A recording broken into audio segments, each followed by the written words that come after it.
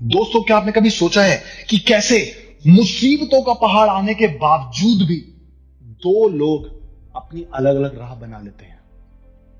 क्योंकि दोनों के लिए बाहर की दुनिया सेम हो सकती है, पर अंदर की दुनिया अलग अलग होती है। दोस्तों, हमारी ये कहानी शायद आपको कुछ सिखाएगी और अंदर से हिलाएगी। हमारी ये कहानी शुरू होती है 1860 के रशिया से, जिसके छोटे से शहर में एंटनी चेखोव ने जन्म लिया।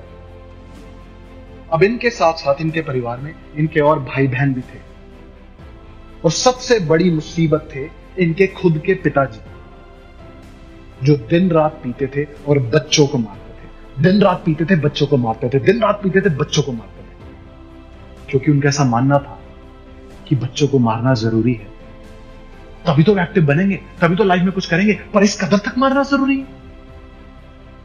दोस्तों, चेखोव थोड़े से बड़े हुए, 11-12 साल के हुए। इनके पिताजी एक छोटा सा ग्रोसरी स्टोर भी चलाते थे। इनके पिताजी ने उनको वहां भेजना स्टार्ट कर दिया। क्यों? पीने की आदत थी ना, दोपहर को ही घर आ जाना, अपने बच्चे को भेज देना और खुद पीना। और कहां भेजना? दोस्तों, उस छोटे से शहर में कड़ाके की ठंड थी, -20, -30 डिग्री में बच्चे को ग्रोसरी स्टोर में भेजना, जहां बैठ के उसे पढ़ना पड़ता था। कभी कभार स्याही जम जाती थी, और वो भी ऐसे शहर में जहां पर लोगों को काम धंधा नहीं था, दिन रात पीते थे, मीनिंगलेस, पर्पसलेस लाइफ जीते थे। अब दुकान में हल्का सा भी कुछ गड़बड़ हुआ, चेखोव को फिर मार पड़ा। रोजाना मार पड़ती थी, बेल्ट से, डंडों से, इससे उससे। छोटा सा बच्चा 12 साल का। दोस्तों, वो कहते हैं ना, अगर बुरी आदतों की चेन कंटिन्यू रखी तो और ज्यादा बुरी हो जाएंगी। इनके पिताजी के साथ भी ऐसा ही हुआ। इनके पिताजी पर बहुत सारा कर्जा चढ़ गया। अब वो और पीते थे, बच्चों को और मारते थे। इनके बड़े भाई, इनके 2 बड़े भाई भी थे एंटनी चेखोव के, वो इस जुल्म को नहीं बर्दाश्त कर पाए और मॉस्को भाग गए। अब चेखोव के लिए और बड़ी मुसीबत हो गई, क्योंकि इनके पिताजी का सारा अटेंशन चेखोव पे आ गया।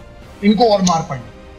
फ्रस्ट्रेट होके पी के आते थे, इन्हीं को मारते थे, छोटा सा बच्चा।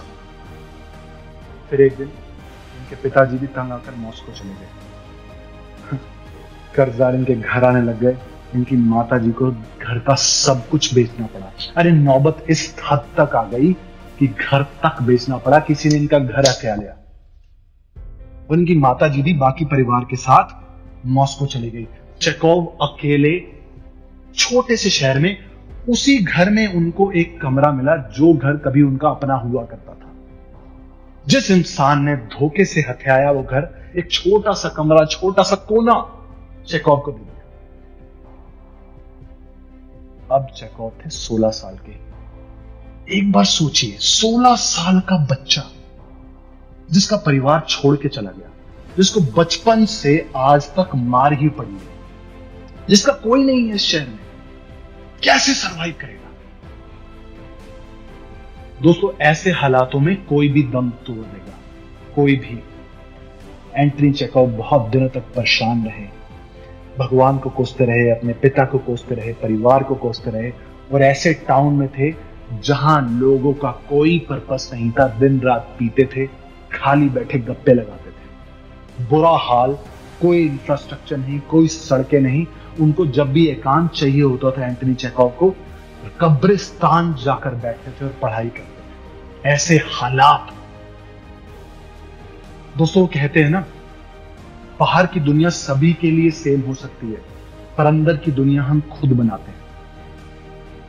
चेखोव ने भी यही सोचा, अपने अंदर की दुनिया खुद बनानी शुरू करी। होम ट्यूशंस ली, क्योंकि उनका किताबों में इंटरेस्ट था, पढ़ना चाहते थे, पढ़ाई में बहुत इंटरेस्ट था उनका। पढ़ते थे, पढ़ाते थे, पढ़ते थे, पढ़ाते थे। धीरे धीरे थोड़ा सा पैसा कमाया, इतना कमाया कि उनकी रोजी रोटी चल सके और पढ़ाई का खर्चा निकल सके। अकेला बच्चा इस सब संघर्षों से गुजर रहा है,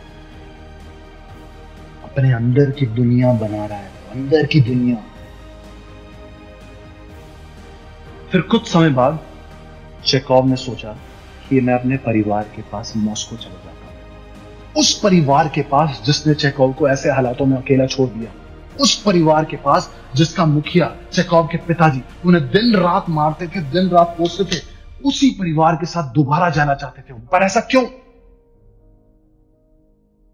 क्योंकि चेकोव को अब तक ये समझ में आ चुकी थी कि हर इंसान दुनिया को अपने अपने नजरिए से देखता है, अपनी अपब्रिंगिंग के हिसाब से देखता है, अपने बिलीफ के हिसाब से देखता है, और हर इंसान सोचता है कि मैं सही हूं। चेकोव को उनके पिताजी मारते थे, चेकोव के पिताजी को उनके पिताजी मारते थे, उनके पिताजी को उनके पिताजी मारते थे। ये इस खानदान का ट्रेडिशन था।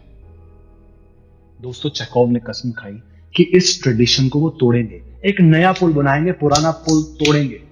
हम में से कितने लोग ऐसा सोचते हैं?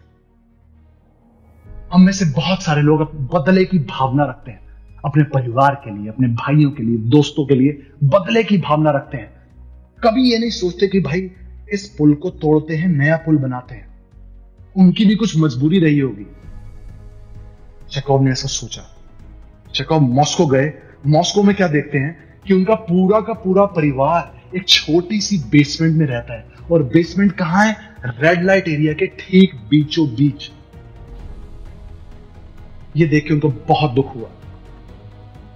धीरे धीरे उन्होंने अपने परिवार को समझाना शुरू किया और पढ़ाई में मन लगाया। स्कॉलरशिप ली, अच्छा कॉलेज मिला, मेडिकल कॉलेज मिला, और नौकरी पकड़ी। राइटिंग में इंटरेस्ट जगाया, कहानियों में इंटरेस्ट जगाया, साथ साथ परिवार से बात करते थे। धीरे धीरे सबको बदलना शुरू किया।